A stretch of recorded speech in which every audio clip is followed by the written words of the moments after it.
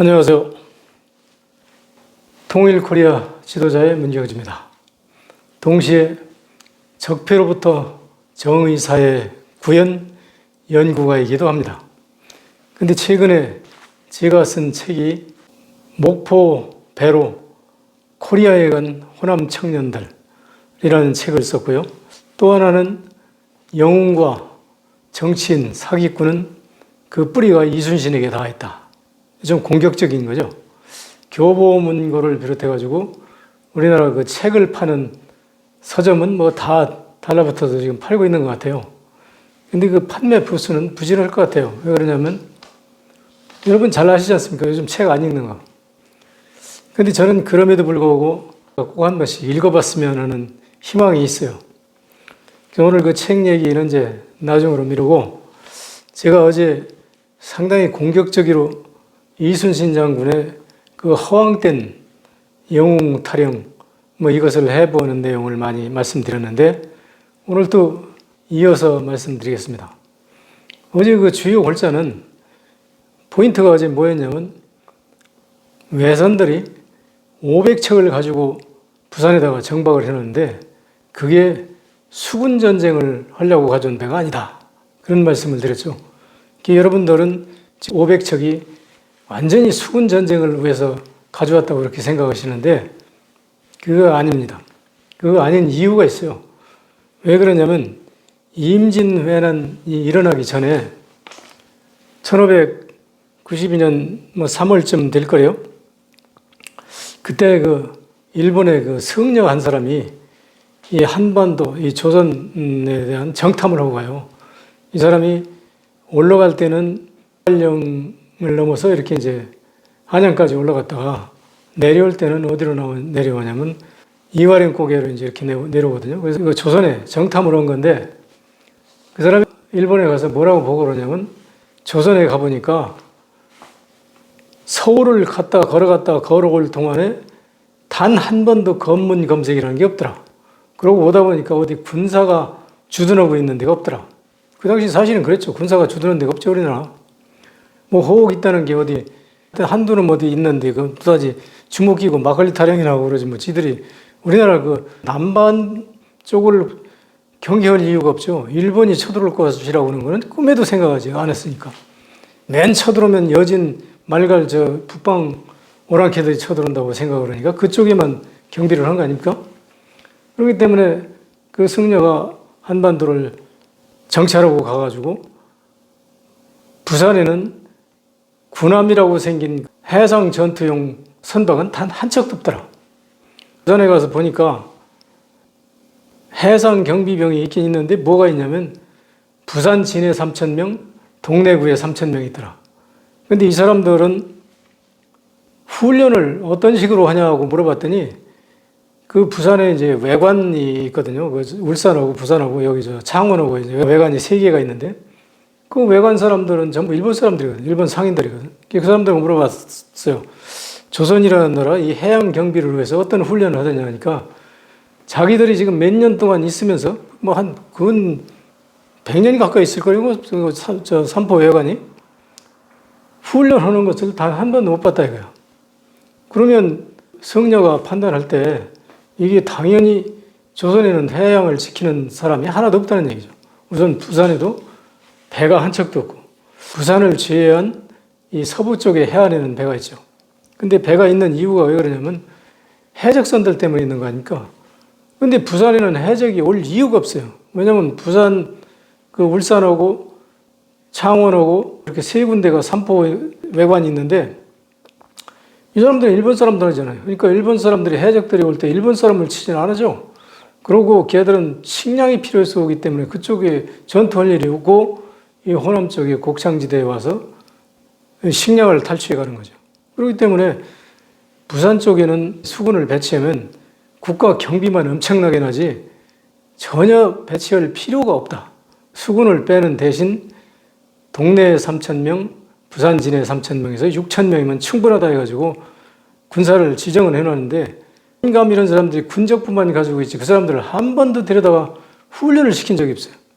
왜냐하면 훈련을 시키는 이유는 뭐예요? 적이 쳐들어올 가능성이 있기 때문에 그것을 방비하기 위해서 훈련을 시키는 거 아닙니까?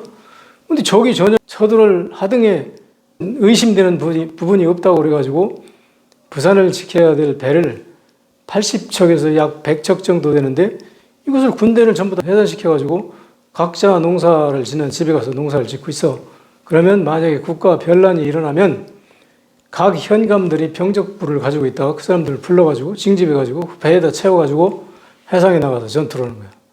그런데 부산 쪽에 지켜야 될 빈 배를 갖다가 우리나라에서 가장 파도가 적고 안전한 곳이 어디냐면 지금 여러분 잘 아시잖아요. 옥포만 거제도 뒤쪽에 그 거제도라고 하는 거대한 섬이 앞을 가로막고 있기 때문에 태평양에서 파도가 쳐오는 그 거대한 위력이 거제도에 와서 다 사그러든단 말이에요. 뒤에 잔잔한 데잖아요. 그러니까 우리나라 거대 조선소가 어디가 있어요? 전부 그 옥포 어디 거제도 그 뒤쪽에 다 있는 거 아닙니까?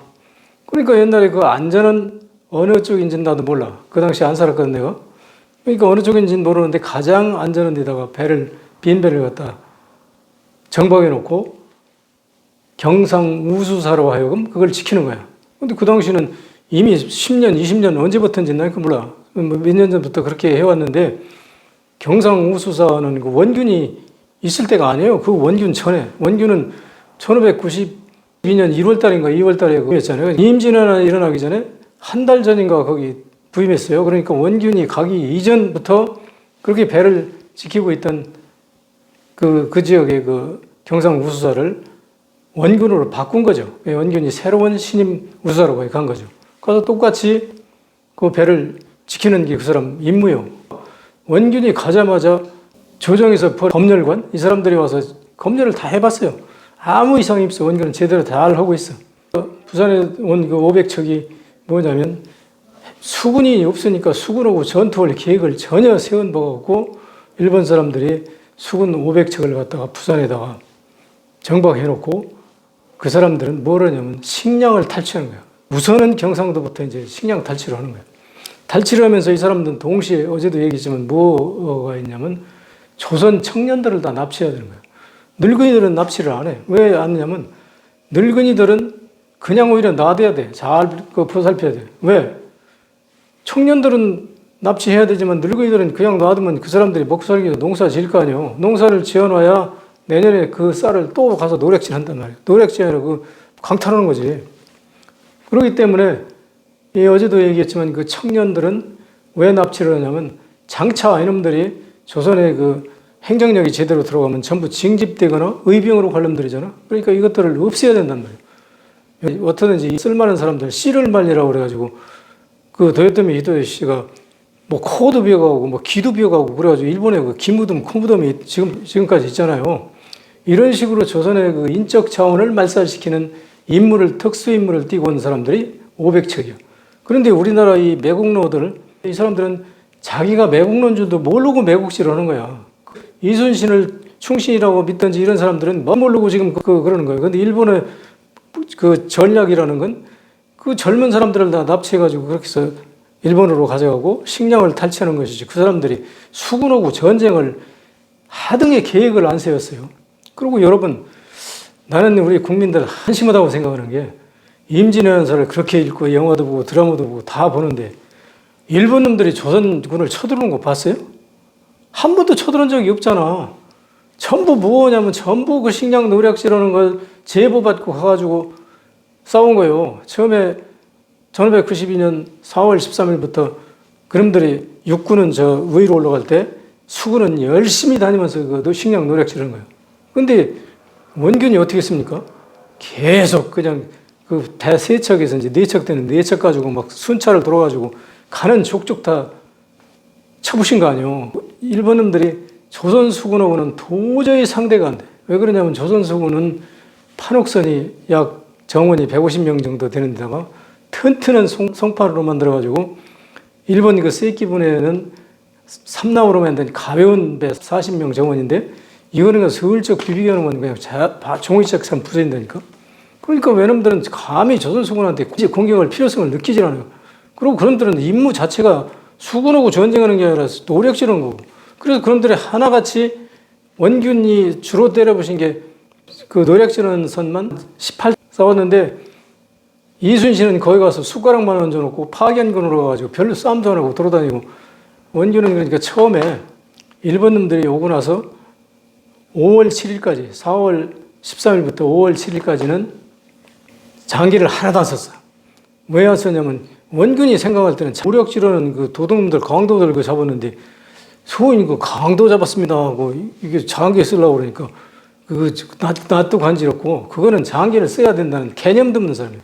그리고 그 당시는 임금이 한양에 앉아서 할 일 없이 담배나 피고 있어요. 거기다 장기를 쓰든지 말든지. 이 양반은 죽기 살기로 가지고 의주까지 피난 건데 거기다 노트에서 어디다 장기를 쓸 거예요? 그러니까 장기라는 개념이 원균은 없어요. 한 20에서 25일 동안을 말마다 그 노략질하는 놈들하고 와서 죽기 살기로 싸우면서 위협을 느끼는 게 뭐냐면 전략자산, 조선의 전략자산 80척 내지 100척이 거기 있는데 그거를 지켜야 되는데 그걸 지킬 수가 없어. 그걸 후방위로 후퇴하려면 병력이 노건만 한 5천 명 있어야 돼요. 그리고 그것을 관리하려면 그거 관리하는데도 보통 문제가 아니에요. 그래서 관리하는 군사가 아마 한 150명 정도 있었을 거예요. 그래가지고 원균이 그 150명 타는 정원 판옥선 4척을 가지고 있었으니까 얼마입니까? 약 600명 되잖아요. 그러면 거기 그 원균의 그 기지는 경상 우수사의 그 기지는 뭐 잘해야 한 700명 이쪽 저쪽 될 거예요. 그 전체 병력이. 거기가 뭐가 있냐면 화약고가 하나 있고 식량 창고가 있단 말이에요. 그건 항상 비축해 놓는 거예요. 왜냐하면 식량이 언제 전쟁 날지 모르니까 전쟁 나면 쓸 비상식량을 거기다 비축해 놓는 거죠. 그래서 원균이 주된 임무가 그거예요. 그거 지키는 거. 그런데 확실히 점점 오니까 원균이 이게 다급하잖아요. 그러니까 이순신 보고 이제 오라고 그러니까 이순신이 안 왔다고. 그건 뭐 다 여러분 임진왜란 사람은 이순신이 그 경상도 오라고 하는데 안 왔다는 건 다 밝혀졌으니까 그러면 제자면 얘기할 거 없고 오늘 제가 무슨 얘기를 하려고 그러냐면 그렇게 해서 원균이 몇 차까지 싸웠냐면 1차가 어제 옥포만 얘기를 했거든. 옥포만 이건 순전히 원균 혼자 싸운 거고 이순신은 거기서 구경만 한 놈이야. 근데 지금 역사 해설하는 모든 서적은 전부 다 그거 이순신이 다 때려부셨다고 그렇게 나와요. 징비록이나 어디 보면은 그 이순신이 때려부셨다고는 안 나와. 그 사실대로 나와. 응? 그런데 이순신이 1차 옥포해전에 처음 출전하고 왜 그러냐면 그동안에 원균이 싸운 거는 수턱에 많지만 장기를 안 올렸으니까 몇 건을 싸웠는지 어떤 전투를 했는지 몰라. 기록이 없어. 그런데 이순신이 가서부터 이순신이 전부 장기를 쓴 거거든. 그러니까 원균도 이제 장기를 써요. 나중에 이순신하고 같이 썼는데 같이 쓴 게 1차부터 이제 시작을 한 거예요. 근데 원균이 몇 차를 싸웠냐면 18차를 싸웠어요. 18번을 싸웠어. 근데 18번 싸운 거는 전부 다 원균이 지휘한 거예요. 경상도에서 경상도 우수사가 지휘한 거고 이순신도 이제 같이 지휘했겠지. 자기 군대하고 가지고 왔으니까. 근데 이제 서류상에 그 지휘자는 원균이란 말이에요. 원균 휘하에 경상도 우수영에 와서 싸웠으니까. 그런데 원균 거는 한 건이 없어요. 전부 다 이순신 거예요.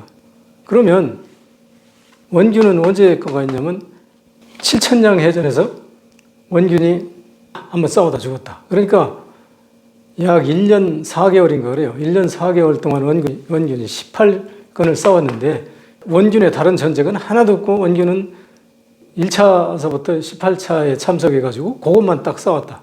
그런데 원균은 전쟁에 하나도 없고 따라다녔다고도 하고 구경했다고도 하고 도망다녔다고도 하고 별 거짓말을 다 하는데 원균은 전투 한 건 싸우고 죽었다. 근데 그 실천량 전투는 20차예요. 20차는 이유가 있는데 그래서 원균이 18차까지 싸우고 나서 이순신이 이제 꿈에도 그리던 삼도 수군 통제사가 언제 되냐면 1593년 8월 15일 날 되는데 18차하고 이제 끝나고 충청도로 이제 쫓겨가.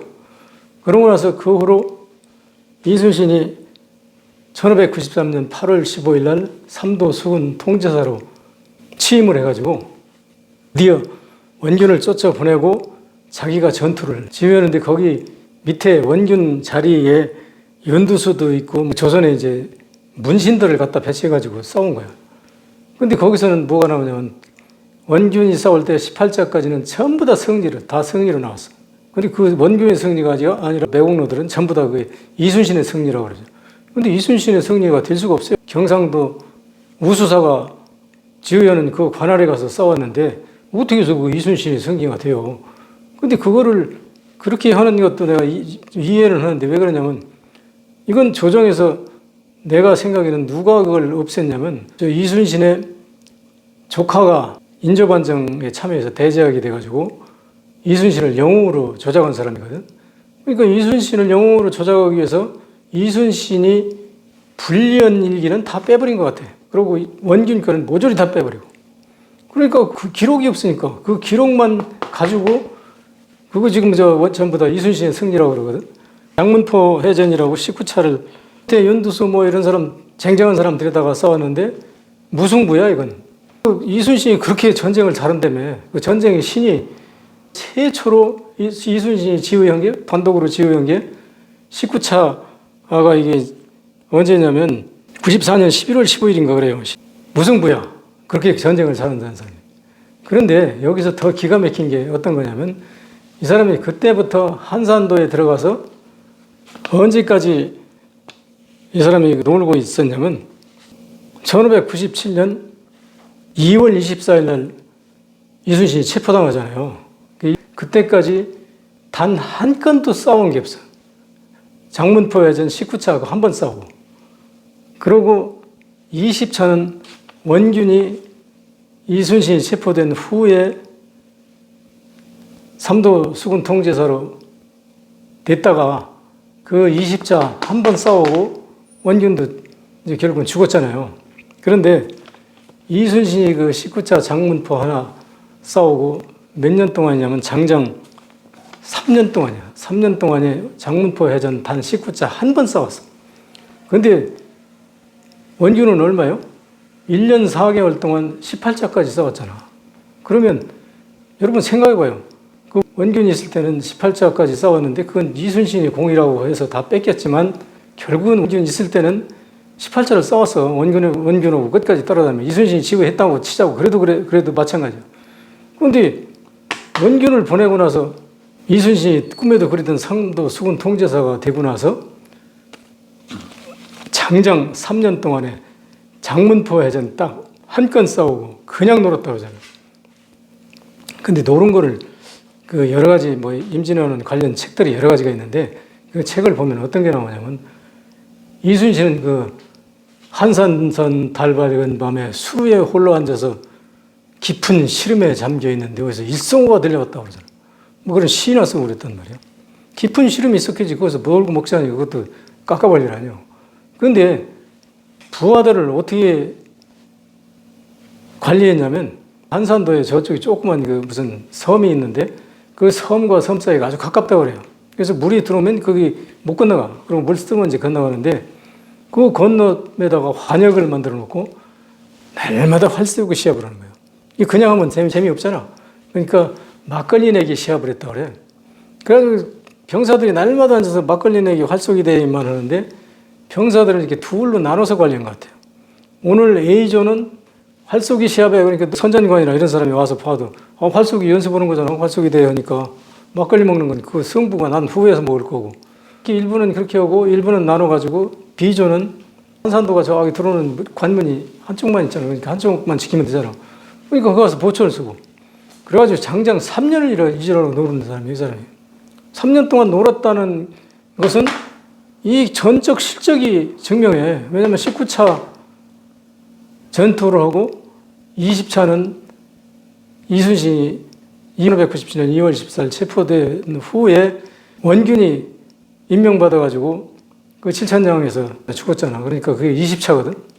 그래가지고 3년 동안 거기서 핑핑 놀다가 1597년 1월 1일 날 요시라의 밀서라는 거 아시죠? 1월 1일 날 요시라는 사람이 밀서를 가져와가지고 김응서한테 주어가지고 조정에 바로 접수돼. 그 1월 1일 날 이제 그 전에 줬겠지. 1월 1일 날 이제 선조임금한테 오는데 선조임금이 그 밀서를 받아보니까 갓도 기요마사 이게 정유재란을 일으키려고 특명을 받아가지고 이놈이 오는데 그때는 군사가 없어요. 군사를 더 가지고 오는 거 아니에요. 그 참모들만 오는 거예요. 그 배 몇 척이 올지는 한 2척이나 3척 왔을 것 같아. 그렇게 오는데 이게 곧 여기 지금 저 대마도로 해가지고 여기 조선에 건너오는데 아마 며칠 내로 올 것이다. 그러니까 이 조선의 수군이 강하지 않냐. 그러니까 너희가 강한 수군을 부산 쪽에다 갖다 배치를 해놓고 기다리면 갓도 기요마사가 오자마자 우선 여기서 먹을 식량을 그 섬이나 어디 들어가서 식량을 탈취할 것이다. 그러니까 그때 가서 막 들이쳐가지고 갓도 기요마사를 죽이든지 살리든지 사로잡아라. 물리쳐라. 그런 그 밀서거든. 근데 왜 그런 밀서를 보냈냐면 고니시 육기나카하고 갓도 기요마사하고는 아주 천적이야. 원균하고 이순신처럼 그게 천적이야. 그 갓도 기요마사가 아주 나쁜 놈이라고 그래요. 근데 고니시 육기나도 우리 적이니까 나쁘긴 나쁜데 이거는 그래도 무슨 육교 신자 같아. 그래가지고 뭐 조금은 나은 놈이야. 그래서 실경에서 갓도 기요마사는 강경파고 고니시 육기나는 온견파야. 그래서 저 갓도 기요마사가 만약에 조선에 오면 그 풍신수기 도요토미 히데요시한테 정유재란을 일으킬 특명을 받아가지고 오니까 이 앞으로 전쟁이 크게 일어나는데 이 전쟁이 일어나면 조선도 엄청나게 피해를 볼 거고 일본도 피해를 볼 것이다. 왜냐하면 고니시 육기나카는 이 전쟁이 이길 수 없다는 걸 알아요. 왜냐하면 명나라가 참전했기 때문에 못 이긴다는 걸 알거든. 근데 갓도 기요마사는 명나라가 있든 없든 하삼도는 먹을 수 있다니까 조선에. 그래가지고 고니시 육기나카는 그것도 어렵다고 판단하는 사람이에요. 갓도 기요마사가 풍신수길이한테 뭐라고 했냐면 내가 나가서 조선에 나가서 왕자들을 다 납치하고 뭐 이래가지고 이렇게 오면 뭐 몇 개월 내에 하삼도 먹는 건 틀림없이 먹는다. 그러니까 내가 그렇게 가서 승리를 할 테니까 나한테 권한을 주시고 군사를 정발하게 해주시오. 이렇게 하니까 고요토미 히데요시가 그래? 그럼 네가 가서 준비해. 그래가지고 1차적으로 왔다 그러잖아요. 그런데 고니시 육기나카는 뭐냐면 이 부산에 상륙을 무더기 해버리면 저놈이 일본에 다시 돌아갈 거 아니냐. 돌아가가지고 넌 막 가면 조선에 뭐 왕자도 납치하고 어쩌고가지고 금방 조선을 먹을 수 있다고 하더니 왜 쫓겨와 이 바보 같은 놈아. 이렇게 얘기를 할 거 아니야. 문책 받을 거 아니야. 그러면 고니시 육기나카는 이 때를 맞춰가지고 조선에는 이미 그 전열이 가다듬어지고 명나라 수군이 내륙 남부까지 지금 밀고 내려서 도저히 전쟁이 불가능합니다. 이건 우리가 철수해야 되는 게 맞습니다 하는 식으로 장계를 올리려고 그랬던 거고 그거는 조정에서도 다 믿어. 왜냐하면 갓도 기요마사하고 고니시 육기나카가 사이가 나쁘다는 건 조정 대신들이 다 알아. 그런 상태에서 그 장계가 오니까 선조가 이거 확실히 이거 믿을 수 있는 정보다. 그래가지고 비변사라는 게 있는데 비변사가 뭐냐면 지금 이러면은 국가안보실이야. 국가안보실 그 담당하는 그룹이 있어. 그 사람들 불러가지고 너희가 검토해봐. 검토하는데 절대 이거를 종이에다 쓰지도 말고 너희들이 이 내용만 보고 누구한테 전혀 발설하지 말고 검토해봐. 그러니까 비변사에서 검토를 해보니까 이거 맞습니다. 지금 고니시 육기나카하고 갓도하고 이 알력관계가 있기 때문에 이게 거의 믿을 수 있습니다. 그리고 조정 대신 몇 사람들한테 물어보니까 이게 거의 맞다고 봐야 된다. 그래서 그 선조임금이 그러면 바로 조치를 하되 김순과 도채찰사 뭐 이 사람한테 지시를 해가지고 이순신 장군의 출도 명령을 직접 이순신 장군을 만나서 주라. 중간에 누구 주지도 말고 이거는 어디다 글로 쓰지도 말고 이걸 아주 직접 가서 본인한테 줘가지고 빨리 부산 쪽에 가서 지키라고 해라. 보냈다는 내용까지는 징비록에 나와. 이순신 장군의 일기는 없어. 징비록에 나오는데 그게 왜 이순신 장군 일기에 없냐면 1596년 10월 12일까지만 이순신 장군의 일기가 있어요. 그 다음에 1597년 3월까지가 빠졌어. 그러면 그 중에서 약 28일 동안은 2월 24일부터 감옥에 잡혀있던 한 28일 동안은 일기를 안 썼어. 그러니까 28일 빼고 그 나머지 이제 일기가 없어졌는데 이 이순신 장군은요 어떤 사람이냐면 일기를 철저히 쓰는 사람이에요. 만약에 그날 부득이해서 일기를 못 쓰면 그 다음 날이라도 꼭 쓰는 사람이에요. 그런데 이 이순신 장군의 일기를 이렇게 조사해 보면 특이한 게 이순신 장군이 뭐 도망 다녔다든지 뭐 했던 조금 불리한 거 그거는 전부 다 빠졌어요. 그래서 내가 계산해 보니까 얼마가 빠졌냐면 1년이 360일인가 그랬잖아요. 근데 약 280일인가 270일인가 일기가 빠졌어요. 감옥에 잡혀있던 거 이런 거 다 빼고 순수히 의문이 생기는 일기가 그렇게 빠졌어요. 이건 뭐냐면 이순신 장군의 일기를 누가 편집해가지고 철저히 이순신에게 불리한 건 다 뺐다는 얘기예요. 마찬가지로 원균도 최소한 1592년 5월 7일부터는 이순신하고 간력이 생겼으니까 1592년 한 6월부터 그게 이제 25일 후에 탄로났으니까 이순신이 그 가짜 장계를 쓴다는 게 탄로났으니까 그때부터는 원균도 빠짐없이 일기를 다 썼어요. 그런데 원균 장계는 하나도 없어. 아까 얘기했듯이. 그러면 마찬가지로 이순신의 일기도 그 중요한 부분에 가서, 이게 의문이 가는 부분에 가서 일기가 다 빠졌어요. 그러면 이것은 이제 빠져서 이순신이 받아가지고 그걸 어떻게 판단했던지 이런 내용은 안 나오는데 희한한 장계가 하나 있어요. 뭐냐면 1597년 1월 그러니까 1월 며칠이 안 나와. 갓도 기억마사가 언제 하냐면 1월 20일 날 왔거든. 20일 날 온 게 다 나타나요. 왜냐면 19일 날까지 그걸 불분명했던 21일 날 갓도 기억마사가 왔다는 게 밝혀져. 그러면 내 생각에는 20일 날 왔을 것 같아. 1월 20일. 그런데 이순신은 갓도 기요마사가 오고 난 후에 되는 그거 한 3월 달까지 일기가 다 없었어.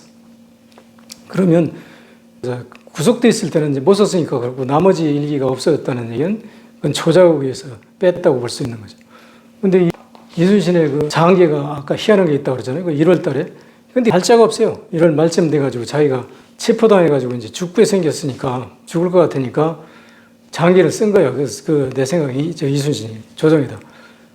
거기다 뭐라고 썼냐면 장계에 몸서리 쳐지는 치욕을 벗어나기 위해서 권한을 주시면 제가 이번에는 부산에 가서 철저히 막아가지고 왜적을 무찌르겠습니다. 막겠습니다. 막아가지고 제 몸서리 쳐지는 그 한을 풀겠습니다. 이렇게 나오거든.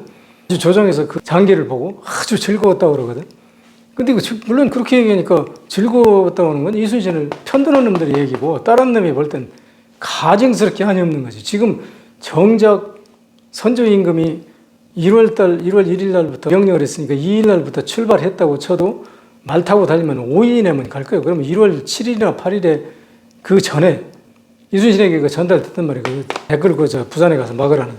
그런데 그 요시라에 간기에 넘어갔다고 핑계대고 안 가는 거잖아요. 안 가서 이제 그 자기가 잡히니까 그때서 이제 이순신이 출동을 하는 명령을 주면 아주 그냥 치욕을 씻기 위해서 내가 철저히 일본 놈을 지키겠다. 이렇게 쓴 교활한 놈이지, 이게. 근데 그것은 날짜도 없고 별로 신빙성도 없지만 하여튼 그런 장계가 하나 있어요. 그래서 이순신은 이제 그렇게 경원도 받고 그렇게 살다가 얘기하려면 이제 길은데 이래가지고 이 사람이 결국은 원균이 죽고 나서 다시 삼도수군 통제사를 받는데 그게 언제 받냐면 7월 23일인가 선조한테 임명장을 받거든. 그런데 이 사람이 도원수 권율 장군 그 휘하인 그 추기면 모열이 그 권율수 장군 휘하 그 관내가 말하자면 그 감옥이었어랑 이렇게 해서 감옥만 정해지지 않았지 거기서만 백의 정군을 하라니까 그 안에서만 있어야 되는 거예요. 근데 이놈들이 죽었다는 말도 있고, 이거 내가 틀림없이 삼도 수군 통제사 떠내구나. 그래가지고 권율 보고, 당신 유성룡하고 이렇게 얘기해가지고, 나 삼도 수군 통제사로 임명해야 돼? 그러고서 그 길을 내튀어가지고, 어디야, 배설 장군이 배 12척 가지고 온 장흥군 희진면 희룡리에 와서 그 배를 인계받은 거잖아요. 근데 그것도 내가 여러 번 얘기했지만, 거기 배 가지고 도망왔다는 걸 모를 건데, 어떻게 알았냐면, 이순신의 개인 몸종이 2월 24일 이순신이 체포돼가지고 조정으로 가니까 그 몸종이 갈 데가 없잖아. 그러니까 배설 장군의 배에 선원으로 탄 거야. 타가지고 돌아다니다가 배설 장군이 도망왔는데 배설 장군만 도망온 게 아니라 그때 배가 한 60隻도망갔어. 서류가 남은 거는 배설 장군 하나밖에 없어. 나머지는 다 서류가 안 남았어. 왜 도망갔냐면 이순신하고 3년 동안 활쏘기나 하고 막걸리 내기 시합이나 하고 뭐 이지랄하고 펀펀 놀던 놈들이 원균이 사령관이 되니까 거기 와가지고 날마다 그냥 순찰 들고 막 죽기 살기로 싸우려고 그러니까 야 이거 원균 쫓아다니던 우리 다 죽어. 도망가자 해가지고 뿔뿔이 흩어져가지고 몇 놈씩 해가지고 한 약 60척에서 80척 정도가 도망간 걸로 보는데 그 도망가가지고 실천장에서 원균이 죽은 거잖아요. 왜냐면 너 저기 붙여주고 저기 붙여서 그 지시해놨는데 그러고 나서 권율한테 이제 원균은 볼기 맞고 성질난 이렇게 술 먹고 퍼질러 잤는데 그날 밤에 비가 엄청 왔거든. 그러니까 그 비 오는 틈을 타가지고 이 사람들이 슬금슬금 배 타고 다 나가가지고 한산도에 가서 포탄하고 식량하고 가득가득 싣고 다 도망갔어. 그래서 다른 사람들은 자 섬에 가 숨어 있었는데 이거는 그 누구야 저 백사집이라고 그 책에 보면 그 숨어 있던 게 나와요. 그래가지고 나중에 이순신이 그 거기다 밀사도 보내고 그래가지고 이렇게 해가지고 결국은 나중에 명나라 수군이 오니까 다 돌아왔어요. 그래서 배란간 명나라 수군 와서 완도 고금도로 갔을 때는 그 배가 얼마로 늘어나냐면 한 60척으로 늘어나잖아. 그게 왜 도망간 놈들이 돌아오니까 그렇게 늘어나거든. 여기까지만 할게요. 근데 이 내용을 보면 진짜 기가 막혀, 기가 막혀. 그래서 이 책을 내가 영웅과 정치인, 사기꾼의 뿌리는 이순신에게 다 있다는 책을 써가지고 그 책이 지금 교보문고를 비롯한 우리나라 책 파는 서점은 다 있어요. 막 그 인터넷에도 팔고 그러거든.